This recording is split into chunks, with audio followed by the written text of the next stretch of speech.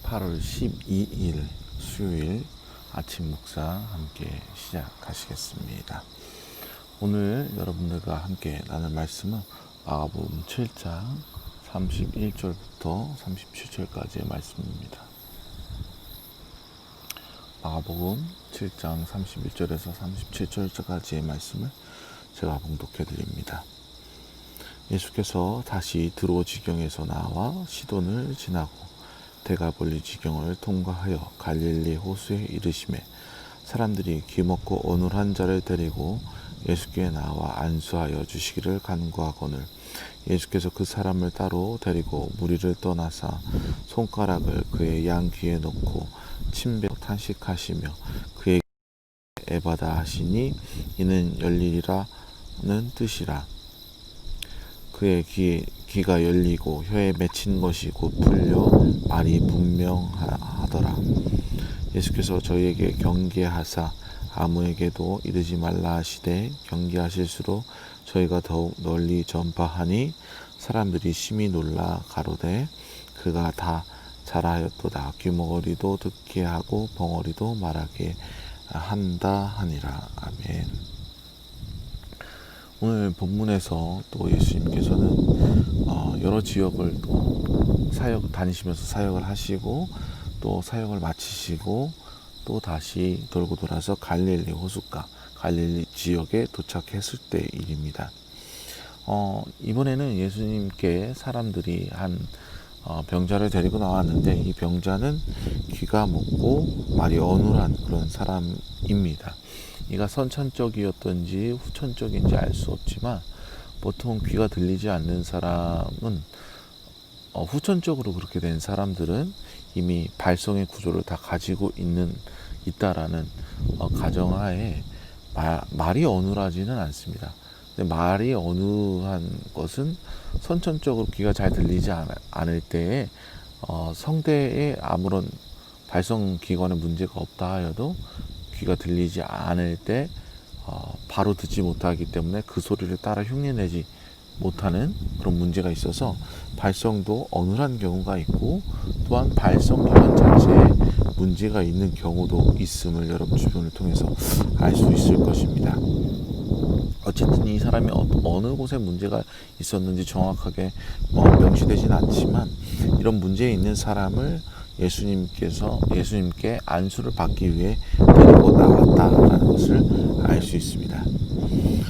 오늘 예수님의 치유 사역에서는 다른 곳에 있었던 성경의 다른 곳에 기록되어 있던 것보다 조금 더 구체적으로 그렇게 기록된 것을 볼 수 있습니다. 기록된 것이 이번 사건만 자세히 기록되는 것인지 아니면 이번 사건에만 예수님께서 특별히 그렇게 나타나셨는지 알 수는 없지만 사뭇 다른 때와 달리 많은 제스처가 포함된 것을 볼 수 있어요. 보통 예수님의 치유 사역에서는 말씀으로 선포하시거나 안수하여 주시거나 아니면 옷깃으로 스쳐서 그가 낫게 되는 그런 일들이 대부분 일어납니다. 예수님께서 나타나셔서 어떤 제스처를 특별히 취하시고 이렇게 난리 부르스를 하지 않아도 예수님의 능력으로는 충분히 모든 사람을 치료할 수 있었던 일들을 볼 수 있습니다. 오늘 본문에도 분명 찾아온 이들이 병자를 데리고 왔을 때에 32절 말씀을 보면 안수하여 주시기를 간구하고 있음을 볼 수 있어요. 보통 다른 말씀을 보면은 이렇게 나왔으면 안수하여서 돌려보내는 네가 너의 죄를 모두 사했으니 너는 평안히 돌아가라든지 이렇게 해서 돌려보냈을 만도 합니다. 그런데 오늘은 예수님께서는 이를 안수하기 위해서 손수 특별한 일을 하시는데 먼저 손가락을 그 양귀에 넣고 침을 뱉어 그의 혀에 손을 대시며 라고 굉장히 다양한 제스처들을 보여주시는 것을 볼 수 있는데 그 내용들이 하나같이 평범한 이런 행위들을 분석하고 해석하고 있지만 그거 다 추측일 뿐이에요. 당시 시대적으로 문화적으로 이랬을 것이다 라는 추측을 할 뿐이지 성경에서는 명확하게 무엇이라 드러나 있지는 않습니다. 어쨌든 명확하게 드러나는 사실은 예수님께서 이 병자를 위하여서 어떠한 액션을 취하셨다라는 것이고, 이 병자는 그 액션들로 인하여서 이가 위로를 받지 않았습니다. 귀가 들리지 않는 사람에게 어떤 것을 말씀하시거나 아니면 어떤 언어적인 전달 체계로 인하여서 그에게 얘기하기보다는 그의 제스처를 통하여서 이 사람이 나를 낫게 하고 있구나 라는 신뢰를 얻고 기됨을 얻고 나음을 얻게 되었다라는 사실을 볼 수 있다라는 것이죠. 이 사람은 예수님의 행동을 통하여서도 굉장히 큰 위로를 받았을 것이다 라고 그렇게 우리는 볼 수 있겠습니다.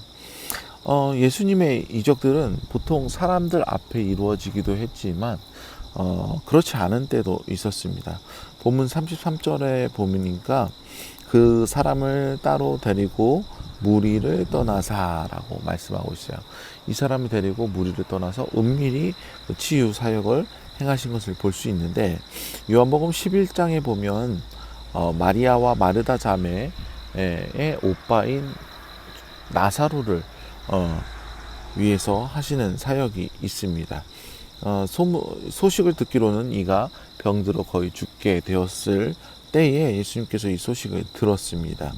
후에 예수님께서 나사로를 살리시지만 실제로 이 나사로가 죽게 되는 사건이 있었죠. 예수님께서는 이 사건을 요한복음 11장 4절에서 하나님의 영광을 위하며 하나님의 아들이 이로 말미암아 영광을 받게 하려 함이라라고 말씀하십니다. 이와 같이 예수님의 모든 사역의 목적에는 하나님의 영광을 사람들 앞에 드러내기 위함이 있고, 자신이 하나님의 아들임의 그것을 나타내기 위한 그런 목적이 있었던 것이죠. 이와 같이 드러내야 할 때가 있었고, 또 오늘같이 은밀히 해야 할 이유가 또 있었던 것입니다. 마가복음 기자는 그 이유를 명확하게 기록하고 있지는 않은데, 마가복음 1장에 보면은 한 나병 환자를 예수님께서 고치시는 장면이 나와요. 그때 예수님께서 뭐라고 하시냐면, 사람들에게 가서 제사장에게 보이고, 그리고 사람들에게 이 사실을 알리지 말라라고 말씀하십니다. 그런데 이 일이 알려지게 되면서 그 마을에 소동이 일어나게 되죠. 그래서 결과적으로 어떻게 되었는가, 마가복음 1장에 보면 예수님께서 다시 그 고을에 들어가지 못하였다라는 이야기가 있습니다. 그러니까 예수님이 사역을 하시기 위해서 그 마을에 들어가야 되는데 사람들에게 알려지고 소동이 일어남에 따라서 다시 그곳에 들어가 사역하지 못하게 되었다라는 것이죠. 사역을 다 마치지도 못했는데, 아직 그 마을을 돌아다니면서 복음을 전하지도 못하였는데, 이러한 소동 때문에 마을에 들어가지 못하였다라는 것은 사역적으로 볼 때 굉장히 큰 손해라고 볼 수 있을 것입니다. 또 요한복음 6장에 보니까 예수님을 그 사역하시는 모습을 보고 나타나는 능력을 보고 많은 사람이 따르는 것을 보고 예수님을 억지로 붙들어서 임금 삼으려고, 왕으로 삼으려고 따르는 이들이 있었습니다. 그래서 이들을 피해서 혼자 산으로 가셨다라는 말씀이 요한복음 6장에 보면 나와 있습니다. 이렇게 사역적으로 알려지지 않아야 할 때에, 그리고 또 혼자 시간이 필요하실 때에, 어쨌든 사역적으로 예수님께서 필요로 의하여서 또 알려지지 않아야 할 이유를 밝히고 있는 것이 있습니다. 오늘 본문 36절에도 보면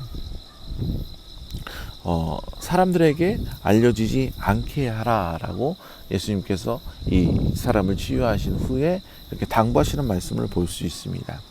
명확하게 그 뜻이 무엇인지 모르지만 예수님께서는 사역을 드러내실 때나 드러내시지 않을 때에도 그 마음에는 사역의 중심으로 이 일이 그 알려짐에 따라 사역에 합당한지 아니면 알려지지 않음에 사역에 합당한지를 말씀하고 계시다라는 사실을 우리는 알았으면 좋겠습니다.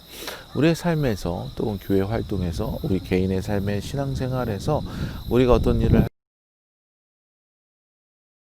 좋을지, 알려지지 않아야 좋을지 우리가 한번 생각해 볼 필요가 있는 줄로 생각이 됩니다.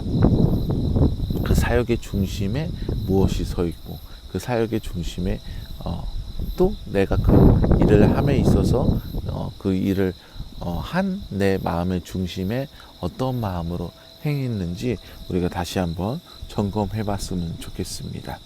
예수님께서 이 귀머거리를 고치셨을 때 에바다라고 말씀하시는데, 그 뜻은 열려라 하시는 것입니다. 그가 귀가 열리게 되었고, 귀가 열림에 따라서 또 말을 하게 되었고, 무엇보다도 그에게 열리게 된 것은 그동안 억눌려 있던 병으로서 억눌려 있던 그 삶의 자체가 열렸을 것입니다. 또한 구원의 문이 열렸던 것을 볼 수 있습니다. 주님께서 오늘 우리에게도 에바다라고 말씀하십니다. 우리의 삶에 묶여있고 닫혀있던 것들이 열어지기를 소망합니다. 또한 우리가 주님께서 이 사람을 중심으로, 사랑을 중심으로 사역하셨던 그 마음을 본받아 살아갈 때 이 땅에 묶여있던, 또한 보지 못했던, 듣지 못했던 이들의 모든 것 또한 열려지게 되는 역사가 일어날 줄로 믿으시기 바랍니다. 우리가 사역하고 있는 배경이 우리의 이웃, 또는 우리의 직장, 우리의 학교들, 어디가 되었든 간에 그 마음을 열고 주님 앞에서 복음을 증거할 때에 모든 것이 열어지는 그런 역사를 체험하시는 성도님이 되시기를 주님의 이름으로 축원드립니다. 오늘도 이 시간 함께 기도하실 때에 말씀을 붙드시고 열려지는 놀라운 하나님의 역사를 기대하시는 마음으로 함께 주님 앞에 나가기를 소망합니다. 또한 주기도문으로 각자 기도하시고 예배를 마치시기를 바라겠습니다. 함께 기도하시겠습니다.